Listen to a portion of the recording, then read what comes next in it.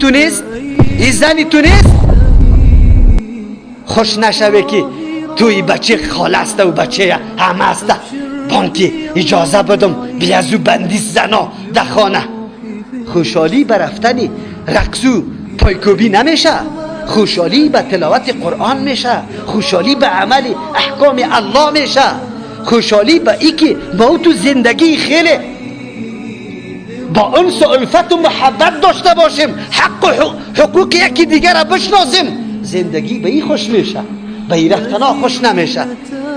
اینترنت ها را میبینی، اینترنت ها را میبینی، تویا را میبینی، او مردم هایی که خطی عراس خود در پیش مردم بغل میکنه شه. و لعنتی و خبیث دیوز دور از حاضر مجلس سبای کلپ تو مردم میبینه 20 سال بعد برات میگه ای کیسته؟ تو کی بودی؟ تو چی غیرت داشتی؟ فحاشی و عیاشی تا به مردم نشان میدادی که وال عزت ببره. ببینی حیا در کجا رفته، غیرت در کجا رفته. اینطور مردم هم پیش الله پیش شده نیست. الله متعال از پیشش سوال میکنه چه عزت داشتی تو؟ به کدام دین تو عقیده داشتی؟ کدام دین تو قبول کرده بودی؟ فرمان الله چی بود؟ الله سبحانه و تعالی برای چی گفته بود؟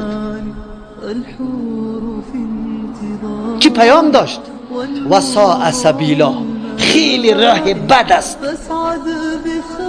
راه خیلی بد است، زنا راه بد است.